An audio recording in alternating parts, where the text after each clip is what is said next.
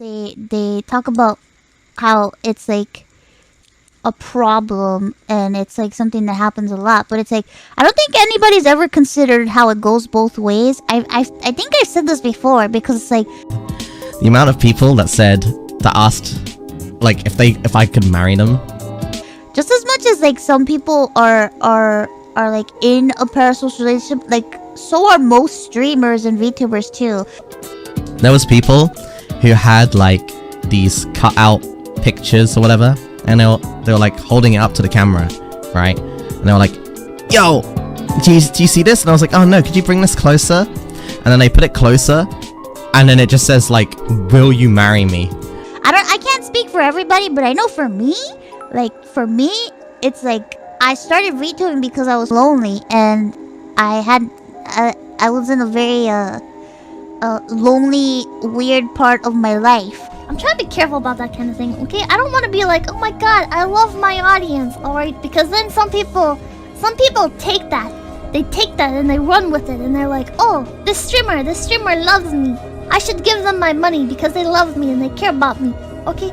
So it's like, I started VTubing for human contact and connection and stuff like that, so it's like... Listen, I'm concerning over you guys, alright? Because I don't want to cultivate that kind of audience where I get a bunch of people that are like, oh, this streamer loves me and she's going through a hard time, I should donate. I don't want that. I don't want you guys getting tricked into developing like a parasocial relationship. You know, just as much as some people are like, oh, well, I started watching VTubers for this reason, I started doing what I'm doing right now for that reason. So I feel like we have a lot in common. A lot of people had rings. It was a bit weird because some of them asked like, "What's your ring size?" And I was like, "I don't know, I'm sorry." Getting tricked into feeling compelled to donate out of like pity or whatever, you know? Because that's what happens. Streamers have the ability to manipulate their audiences very easily. And I don't want to ever even accidentally do that, okay? I don't ever want to be like, oh, I don't want to say like, oh, my computer broke, and then people feel like, oh, I need to donate to help her fix her computer because she's my friend or whatever, you know? Listen, I'm sorry if that like hurts your feelings or whatever, okay? But yeah, tough love. I'm trying to look out for you guys. I genuinely didn't want to make this video. I spent weeks avoiding it, in fact, but every time I went to write something else about character design or VTuber culture, my mind would circle back to this. If you want to keep your VTuber viewing experience 100% wholesome and not deep dive into some of the deeper issues at hand, it's completely respectable to click off now. Sometimes life is hard enough, and you just need to like something without focusing on the problematic aspects of it. In fact, for 2 years straight, I have tried to keep my content wholesome and positive for that very reason. As much as I could, I tried to stay away from voicing my opinion on the heavier topics and drama. But at this point, I feel like if I don't get this off my chest, I just can't continue being a VTuber. So that is all to say, the lighthearted videos will be back next month, and I'm sorry for the need to break character like this. The title isn't clickbait. I genuinely don't see myself auditioning for Hololive or Nijisanji anymore, despite the dream of joining Hololive and Nijisanji being the thing that perpetually motivated me for the last 2 years. Creators like Inugami Kurone and the entirety of Hololive Myth are the ones who inspired me to take the leap into content creation in the first place. Up until this point, I have been dead focused on honing my skills in Japanese, streaming, networking, commentary, video editing, music production, and even singing, just for the chance of one day joining Hololive English or Nijisanji EN. I do realize that I'm still a small content creator, so the chances of an agency recruiting me are slim, but those slim chances did keep me auditioning at every opportunity I had, and now I just don't see myself auditioning again, no matter how big my channel gets. So what changed?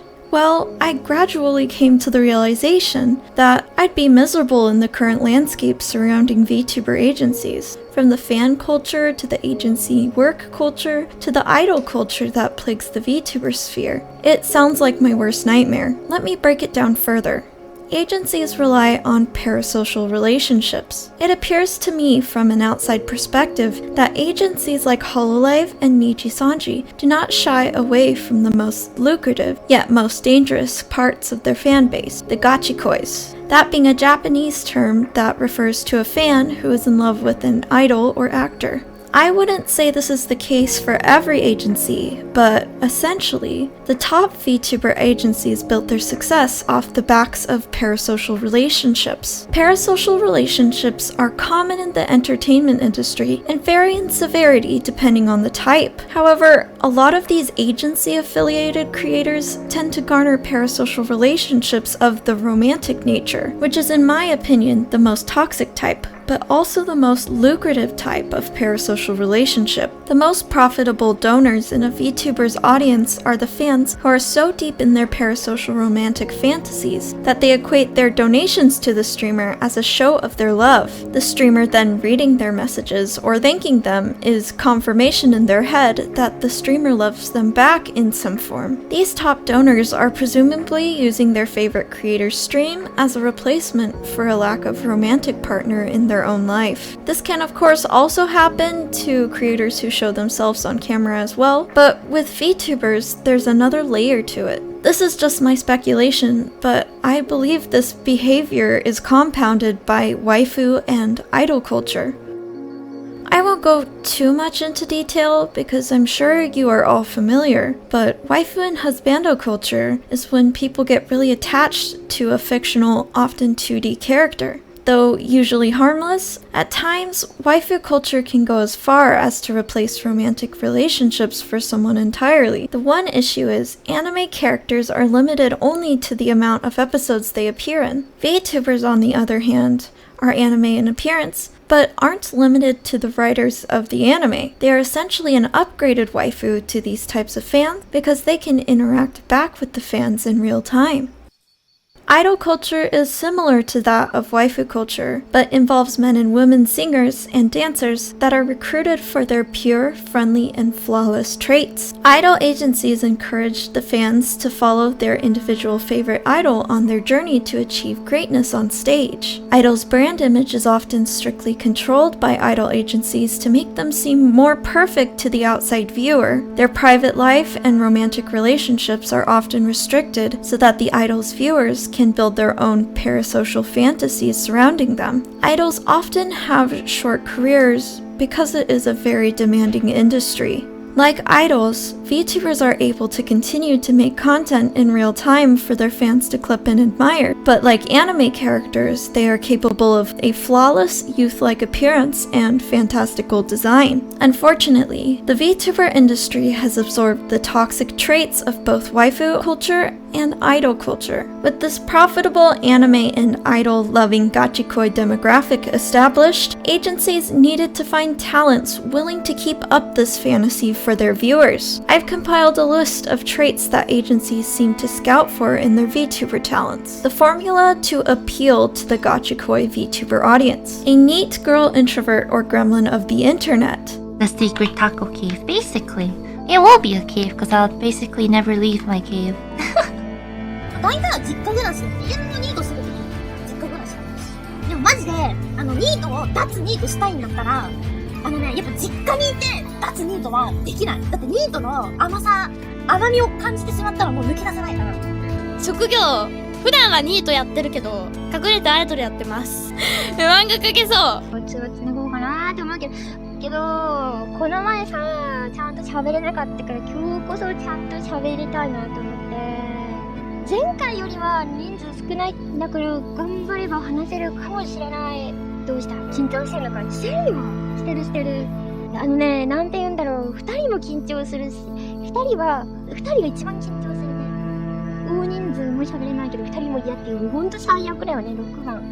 Who plays into existing anime tropes with their character like yandere or tsundere. ちなみに他の子からってもらったりした？別に変な意味じゃないよ。なんか困らすような気持ちじゃなくて、ちょっと気になっちゃっただけであって。なんでその変な女とさ手繋いでるの？なんでその変な女とそばに？ are you saying that you need my help? Are you saying you need my help? I'll say you need my help and I'll help you.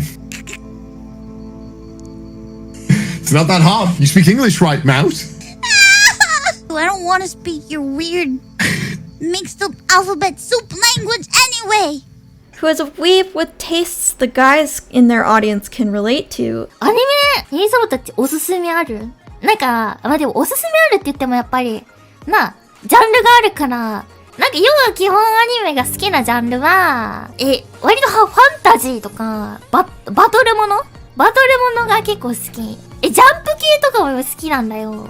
異世界系とかも好きだし。Who is flirty with genmates of the same gender, but also is perpetually single. I love his voice.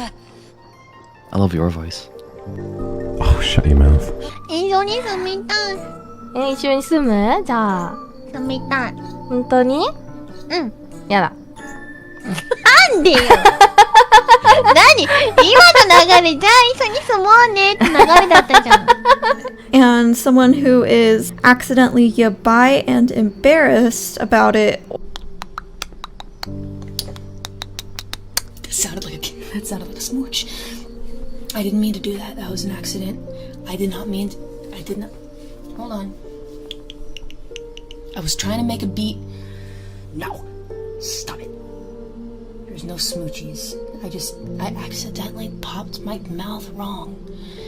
There's no smoochies. I popped my mouth wrong. Or intentionally yabai and unabashedly so to others. Who either has an extra high voice or extra low voice, depending on what body type their model is. どうしよう。まずいかもしれない。マジか、ごめん。ごめん。Well, aren't you early? I was just about to get started. Who tolerates being objectified in the very least, and sometimes even encourages it. And lastly, someone who never gives personal opinions on real issues and stays completely out of politics. The introvert, neat, weeb aspect of the formula helps the agency VTubers' target demographic relate to the streamer more. The anime tropes, accidental yabai moments, and flirting add a familiar element to those who like fan service in their anime. The encouragement of objectification, the VTubers' perpetually single status, and purposefully yabai moments allow the viewers to feel comfortable joining in and being spicy back to the streamer while fantasizing being with the streamer romantically. Lastly, the lack of opinions on politics and drama keep the talent's personas above the common internet user and facilitate escapism in their community, all while keeping their branding squeaky clean so that they can appeal to the widest audience possible. This isn't to say your favorite streamer does not naturally possess these traits. I believe agencies will scout creators who either naturally have some of these traits or are willing to give their character some of these traits on camera. Either way, the top VTubers are saturated with these characteristics. Many of the top super chat earning VTubers are those that lean heavily into these aforementioned guidelines. Hey, Editing Yam here. I also wanted to mention my personal bias here. It's a known fact that the traits mentioned on this list are the behaviors that get the most clipped and popularized. So just because you see a streamer with clips that appeal to the Gachikoi audience, that does not mean that this is their main form of content. Their stream could be 1% Gachikoi bait and 99% other content, but the 1% is what clip viewers see. Clips taken out of context can also paint the creator in a different light than the original stream's intentions. For more on this, I recommend checking out the Otaku Advisor's video on the subject, and I will link it below. Tying back to the title of this video, I personally am not comfortable with adding these traits to my existing persona. I'm honestly uncomfortable with the idea of altering my own on-stream personality to make myself more of the ideal waifu so that I can rake in more super chats. One could argue that it's completely the talent's choice on whether to play into the Gachikoi fantasy or not, But this is not exactly the case. It's practically in the job description of an agency VTuber. Even if I refused to do anything to pander to parasocial relationships myself, even if I was clear as day with my fans from the beginning about my stance on the culture, my company would be actively working against those efforts. Companies like Hololive and Nijisanji actively cater to the parasocial relationships, namely through merchandising and voice packs, because, wow, that's a lot of wedding and bedding themed stuff. But also, the pandering is found even in agency-wide events that aren't really optional. I do believe that talents have a say in their individual merchandise releases, but with agency-wide events, there is most likely little to be done to opt out. I don't think Hololive would be cool with letting one talent opt out of the Hololive summer event when everyone else is supposed to be in a music video together. I just don't think it would be realistic to expect the company to change how they do things for my sake. Collecting Gachikois as a major fan base to your talent pool is essentially playing with fire. Gachikois are convinced that these streamers are now owned by them the moment they open their wallets. So when their Oshi VTuber breaks the status quo and strays away from these guidelines of how to keep the Gachikois happy, well, things get bad. Here are just some examples in public VTuber history where the toxic underbelly of garnering a Gachikoi audience showed. I tried to keep these stories in chronological order the best I could. Tokoyami Towa of Hololive Japan had a male house guest that could be heard in the background of the stream. When her chat started to react, she lied that it was her manager's voice out of fear. As a result, she was the target of hate for a week. Yozora Mel of Hololive Japan was bombarded with emails and messages containing explicit messages by a mass amount of accounts. She ignored them publicly at first in hopes that they would stop, but it got to the point where she had to contact the police out of fear of her own personal safety. The police advised her to cancel her plans for her 3D birthday stream, saying that she would have to be physically present in the Hololive office for the full body tracking to work. It's unclear what happened after, but after Mel got in contact with a lawyer, Hololive released a statement that caused many to believe that the harasser and stalker may have been within Hololive's parent company, Cover Corporation themselves. Some fans speculate that it was possibly her very own manager. This was unfortunately not the first time that Yozora Mel was harassed on this scale. She nearly quit streaming over this and was on a long hiatus afterwards to recover. Immediately following her debut with Hololive Japan's 5th generation, Mano Aloe was suspended for an accidental leak of her old identity through a test stream that was not privated. Mano Aloe's previous persona was heavily scrutinized as a result, and what the fans discovered about her created an uproar. It was discovered that Aloe had a boyfriend at some point before joining Hololive. She did not act very idol-like before Hololive, and she had criticized VTuber idol agencies in the past. 事務所に所属すると大変だよみんな。そうだからダメだよほんまにブラックすぎるというか束縛が激しい事務所にいたらダメです。やばいよ恋愛禁止だしね。そう恋愛禁止だから本当になんでしょう。完全にそのなんだろうオープンの活動だったらいいんだけど自分の場合って V だからそう絶対に中に人がいるっていうかその中の人が割られちゃうとダメだからそうなんか影でこう交際してましたみたいな感じでこう写真が流れたりするのを避けるためにもうなんか恋愛とか禁止でなんか同職の人との恋愛は OK みたいな同じだから声優の人そういうのを全部なんか理解してる人とだったらいいよみたいなだからもうね縛られに縛られて自由がないんですよマジ良くないそうだからねそう今こうやって小屋行動を通じてそのいろんな人と繋がれたんだけどどの道でまあ事務所の要は活動自分のその声優としての活動が本格的にスタートしちゃったらそういう小屋行動のアカウントとかもう問答を見抜きさないといけないからそうまあ私がねちょっと消滅するまで仲良くしてください消滅するまで仲良くしてくださいお願いしますブラックなんだけどなんかそのなんだろうな時間自体は大丈夫時間自体は大丈夫だけど条件が厳しいみたいな感じもうなんか男の人の LINE とかもうダメなんだよだから LINE も事務所用とその個人用に分けないといけないもともと中の人がツイキャスとか歌い手とかそういう V がこうねまあいつらは V になってこうチヤホヤされてるけど歌い手時代結構やらかしてる人とか多いから事務所選びは慎重にって感じもう自分もだから多分その類から引っ張られたんだろうけど歌い手としてのデレタ屋さんがって言われたから多分自分もその類に引っ張ってこられた身なんだろうけどさ怖いよね普通に周りがまあでもほどほどにやっていこうかなって思って怖いな普通に顔バレは別に自分問題ないんだけど家まで来られるっていうのがめっちゃ怖い顔バレは一部の人に失礼してなんか元々ライブとか行ってたからそう、まあ、そこでも全然バレてるから全然いいんだけど家まで来るの本当にいや一回ね自分デレタ屋として歌い手でやってた時にまあなんかストーカーみたいなのがいたんだよ一時期なんかその For that, The Gachikoi types decided she would need to be terminated from Hololive to protect the rest of their favorite idols. They firmly believed that she was bad for the company. And so, she was doxxed and incessantly harassed in her real life until Mano Aloe and Hololive parted ways. Uruha Rushia of Hololive Japan was a streamer who played heavily into this girlfriend experience type content.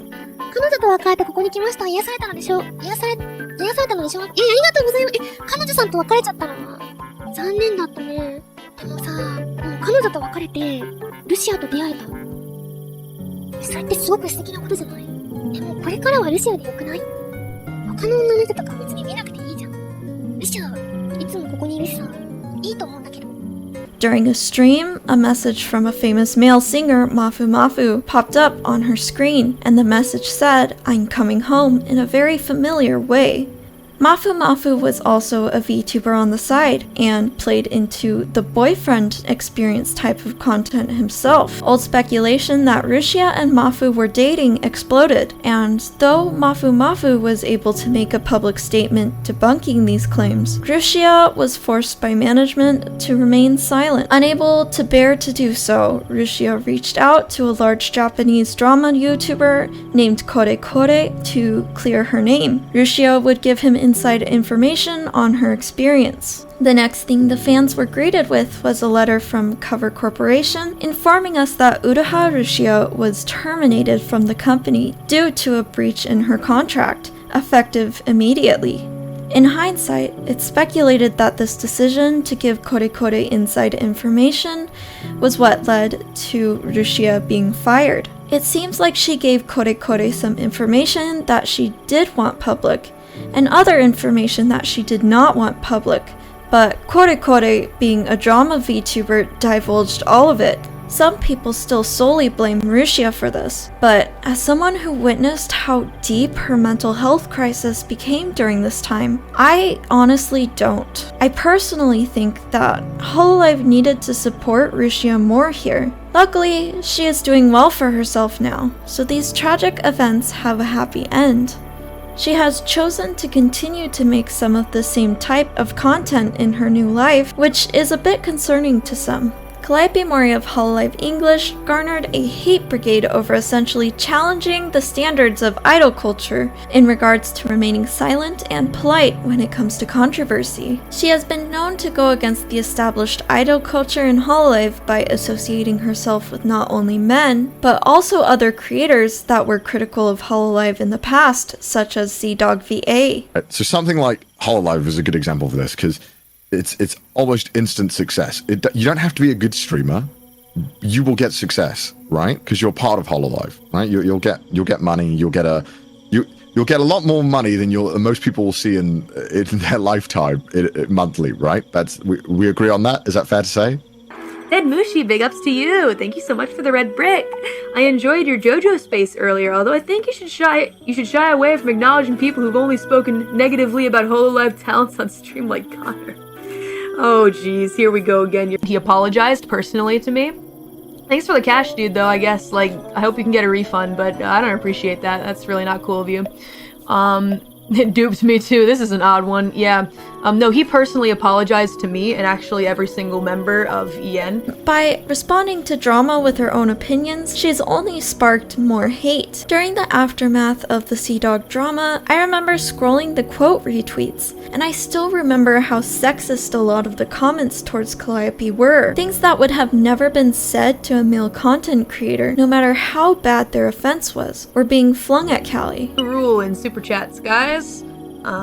This isn't meant to like tip anyone off, make anybody angry, etc. But I won't be reading all akaspas, depending on my discretion. That's cool with you guys, because some pretty like high-level super chats have been utilized to send some pretty like nasty things recently.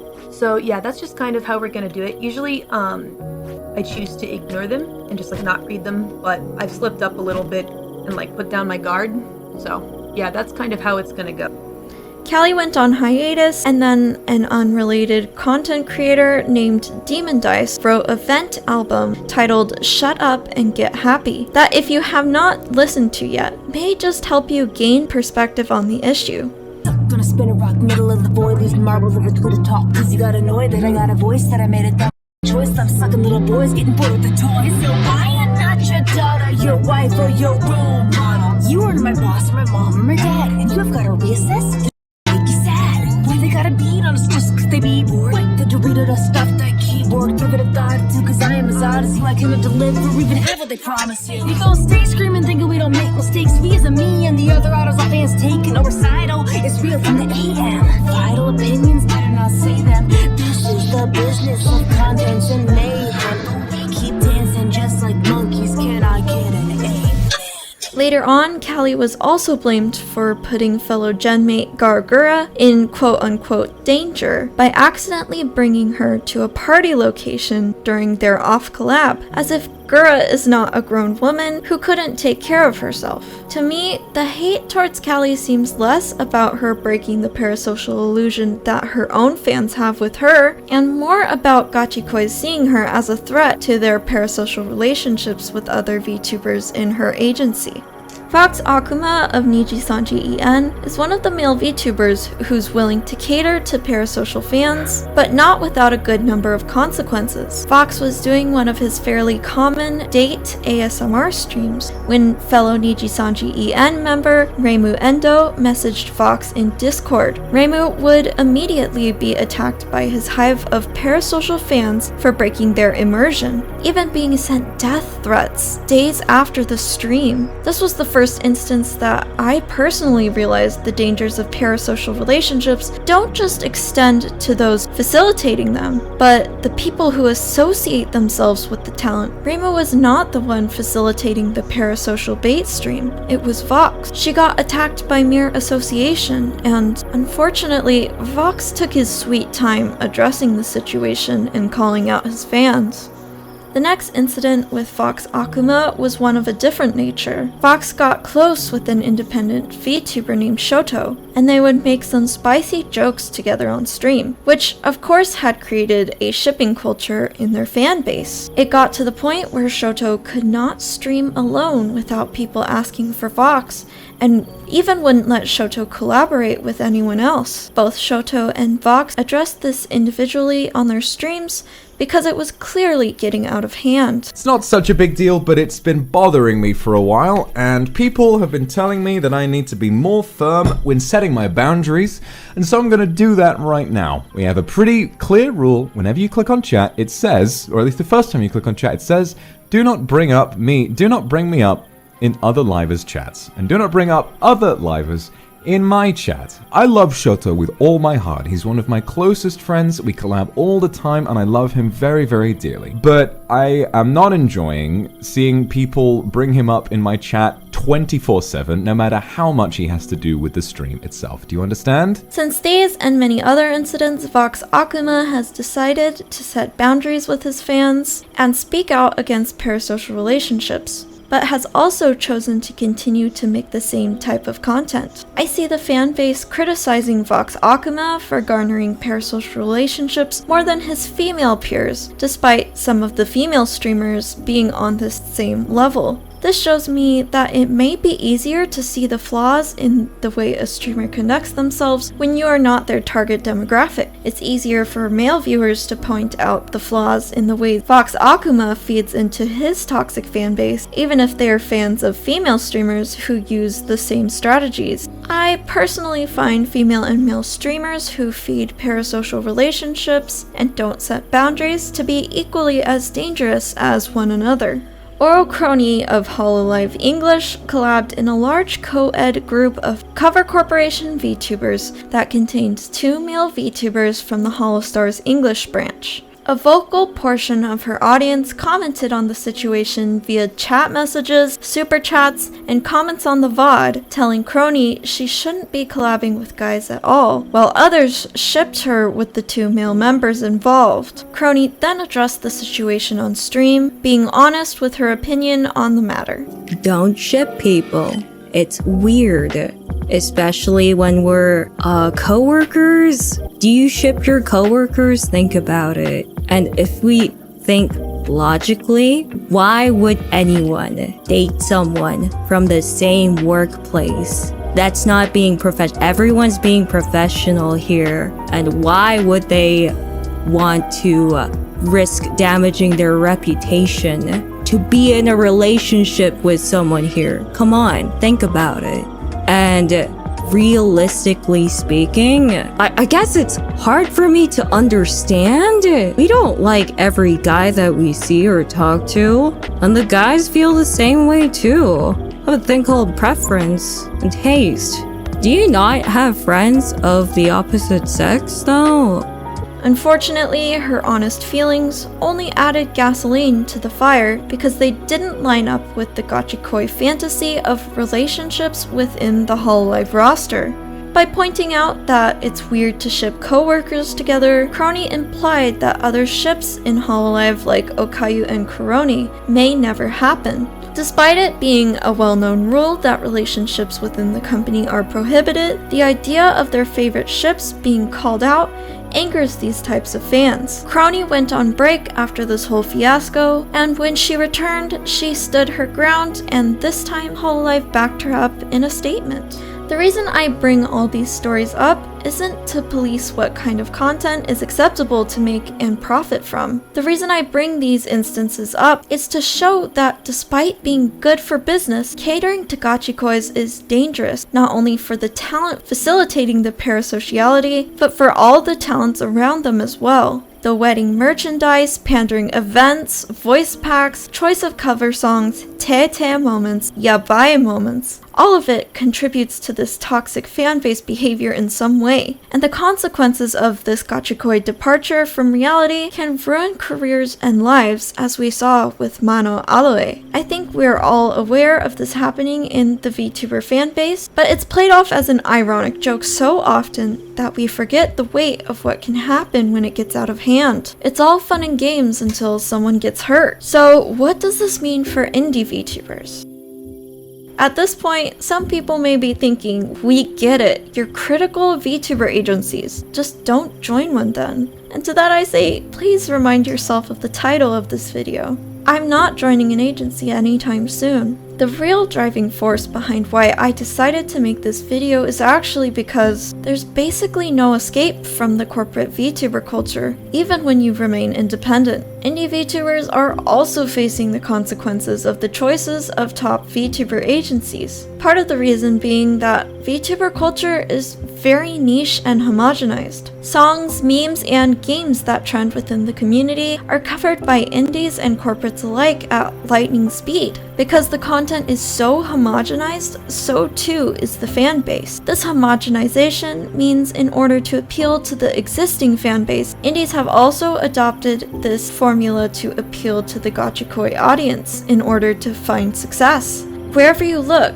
indie VTubers are being flirty and spicy with one another in their chat. Now, I do have to tread carefully here, because there is no way to prove this. Technically, everyone in the indie VTuber community could be 100% genuinely themselves, and they just happen to have all these traits that are proven to get viewers. But I highly doubt that. For me, it's tricky to know how much of this behavior is the talent's genuine self, and how much of this behavior is the creator caving into the pressure to appeal to these audiences in order to obtain the means to do what they really love, which is to create content for an audience as a VTuber. After all, if the first time an indie VTuber gets noticed is because of one of their spicy moments getting clipped by a popular clipper, then the VTuber is going to learn to do more of that content. But if any creator is indeed adopting traits in order to grow, it'd be a major shame, because VTubing is a perfect medium for being yourself without worrying about how you're perceived. Regardless of whether this culture is genuine or not,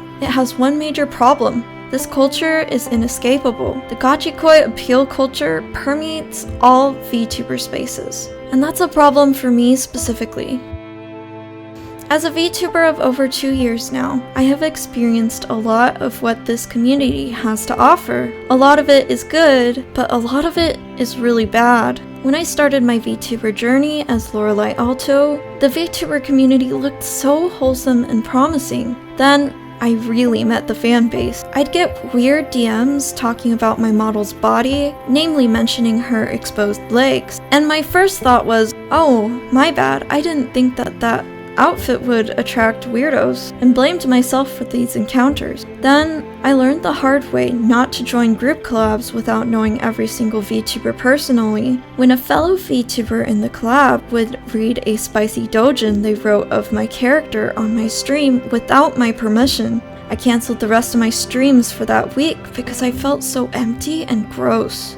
Again, I blamed myself for not preventing this somehow. After growing tired of the spicy comments my Twitch channel would receive and becoming jaded to the disgusting Twitter DMs, I decided that Twitch streaming was just not for me. The rest of the community was really spicy, and having to explain to my peers that my stream is family friendly over and over made me feel like I was the odd one out for being uncomfortable with this stuff. I grew tired of asking chatters to refer to my rules over and over too, so I rebranded with a character that I felt would avoid all the unwanted attention, and decided to make content as an analysis YouTuber. I was really excited for this new endeavor, and felt like I found a character design and genre of content that really suited me. And for the first time, it worked. I didn't get a single objectifying content on my videos. And I felt happy to finally be acknowledged for my content rather than my character's looks. Feeling confident, I would decide I'd do a casual, unplanned Splatoon stream with a VTuber friend of mine. Since I work full-time now, I didn't have much time to set up the YouTube stream.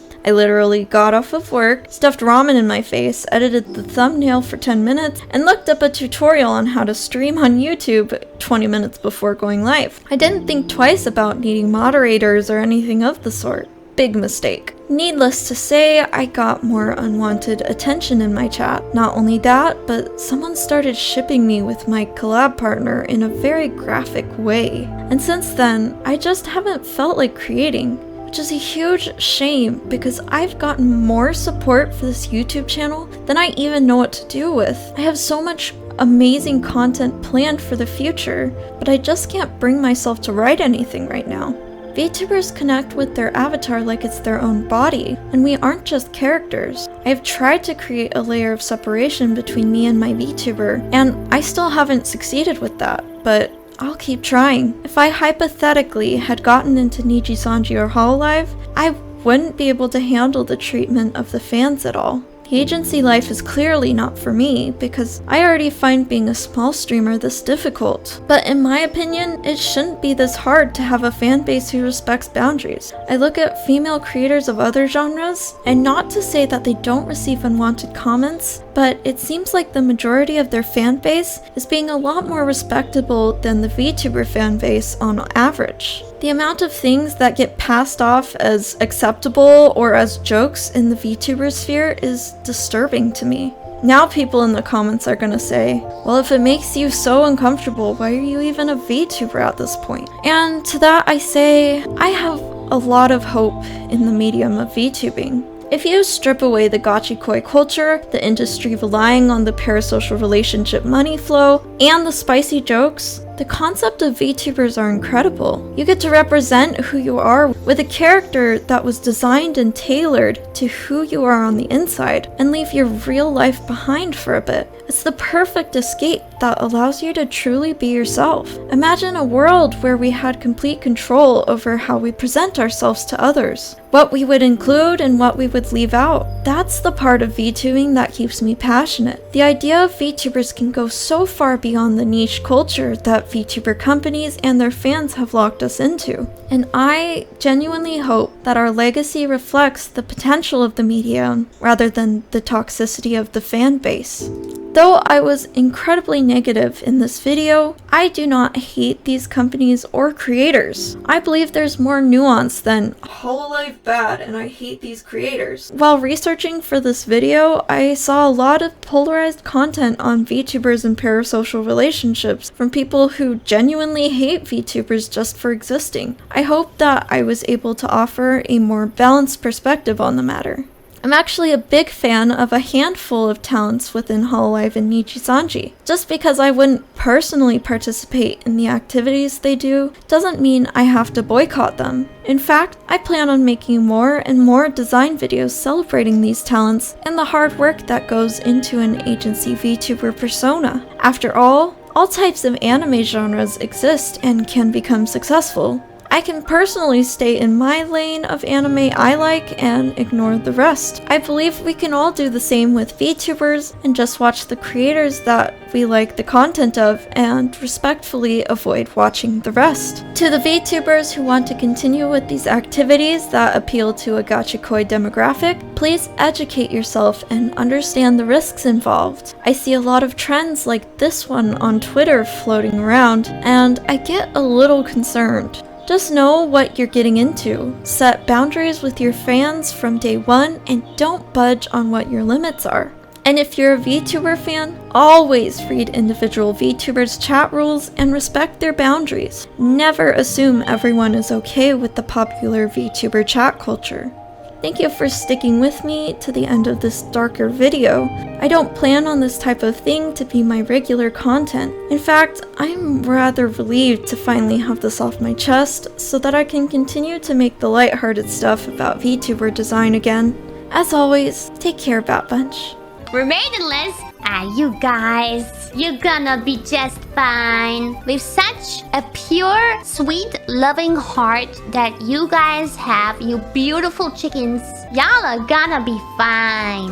I will marry Suisei. That's not gonna happen. Telling you now, that's not gonna happen. I'm sorry. Crushing your dreams, but I think Suisei Senpai would crush it herself.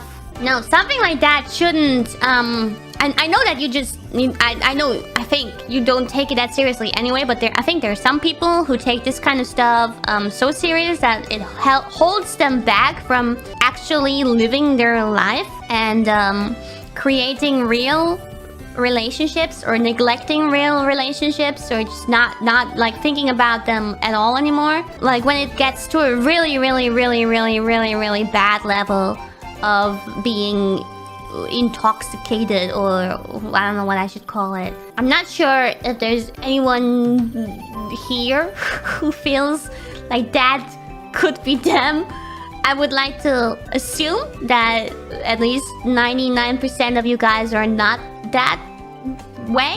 While you still love me very much, which is understandable because I love you too. But I want you guys to become happy in the future.